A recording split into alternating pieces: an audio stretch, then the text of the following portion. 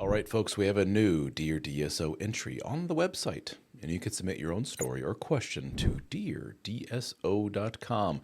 Just fill out the form, and if your submission is a good one, I will create a video out of it for the whole world to see, or for people to listen to on the Dad Starting Over podcast, available on Spotify, Apple Podcasts, wherever you listen to your podcast. You can probably find the Dad Starting Over podcast. And do me a favor, if you're watching this on YouTube, take a moment, click on subscribe down below, click on like, leave a comment. That will help me out a great deal. Thank you so very much. And now on to today's submission. And this one comes from Keith. And the subject line is, feel tricked, divorce or no? He says, Dear Ralph, my wife and I have been married now for 6 years, and not a second of it has been ideal. For starters, my marriage has been sexless since the conception of my first child 5 years ago. Besides the conception of our second child, we have never had sex. So you had the first child, she got pregnant, and she said, you're cut off, mister. And then she somehow convinced you to go through the motions of making baby number 2. And you're like, yes, at least I finally get some. Made baby number 2, and she got pregnant, and then she cut you off again. Dude, you're a glutton for punishment. I don't know what to tell you. I mean, but I digress. I'm cutting the story off earlier. Here we go. Continuing on. This is not an exaggeration, he says. It feels like I was tricked into marrying someone who has no interest in sex. When I have brought it up at home or in therapy, she has one of 1,000 excuses as to why, parentheses, usually something to do with me.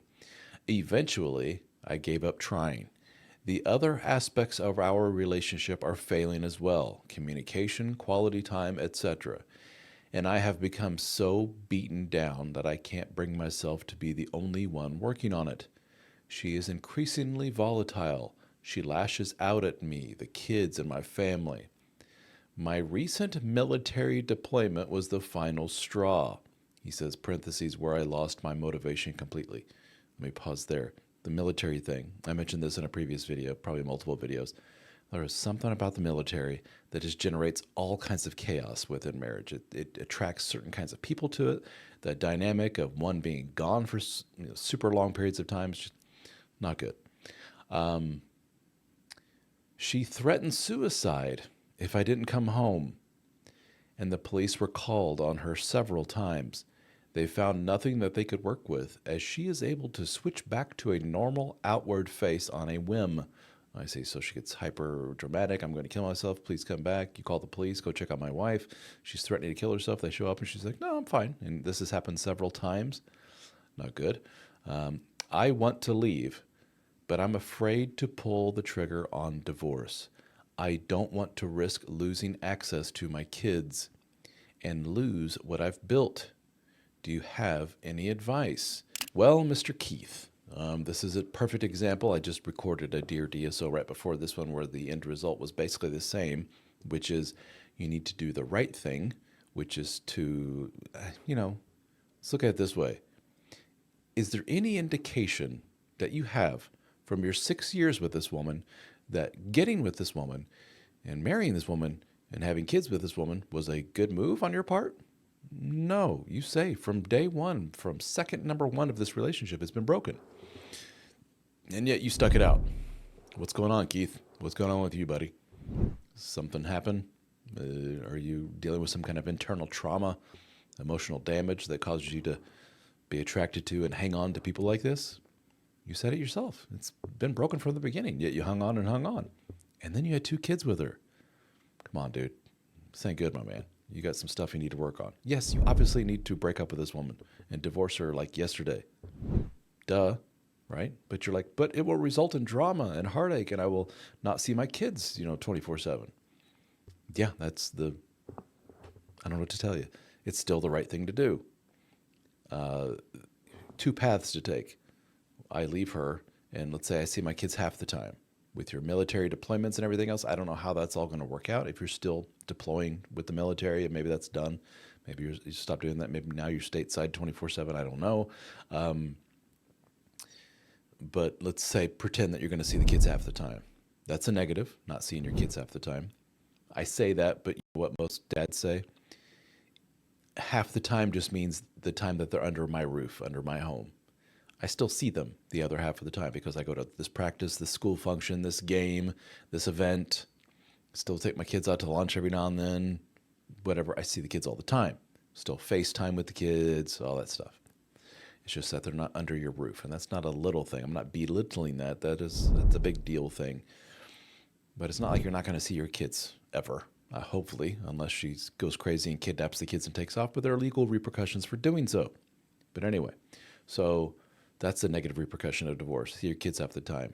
Potentially lose money. I don't know what the financial situation is between you and the wife and everything else, but let's assume the worst. You're going to lose some money, lose some benefits, presumably down the line through maybe some military pension and stuff. I don't know. I don't know how it all works.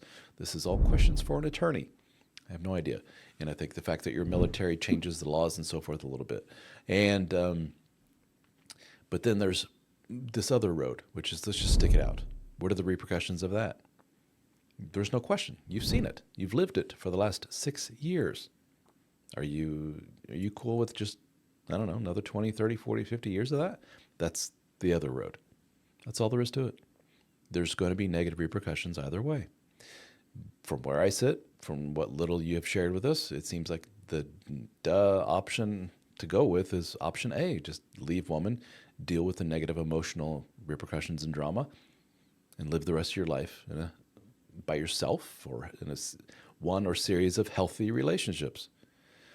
And that's the key, though, is that you have a track record of sticking out with very obviously broken relationships for an extended period of time and making some really bad decisions in the form, I'm sorry to say, this is terrible to say, bad decisions in the form of procreating and making babies with a woman in a very obviously broken situation. So point is not to pick on you, but to say, in the current state of mind that you're in, you're going to do this again. I've seen it a million times. You say, no, I'm not. And then you end up with a woman who seems like your dream woman, and you move in with her and you just ignore 1,000 red flags, and then you're going to end up having kid number 3. And it's just going to be do this all over again. So get some help, brother. Get to therapy. Maybe the military offers something that you can talk to somebody there on base or however it works, and get with other men, work with other men. You know I'm going to say it if you've been watching my stuff. The Brotherhood. It's our community for men only. Private community. No one knows what you say in it. No one knows what you talk about. Hundreds and hundreds of dudes from around the world. We get together in private discussion forums, private Zoom meetings, very frequent. We record all the meetings. You have over 1,000 hours of content for just members. All my books, no additional charge. We get together in person. There's coaching, there's courses, all kinds of cool stuff. So check it out, the Brotherhood, at helpformen.com. helpformen.com/join, or go to Brotherhood and the menu. My friend, you need to work with other dudes that are there to help you out. All right, brother? Thank you for reaching out. I appreciate it a great deal. And guys, thank you so much for watching, and we'll catch you on the next one.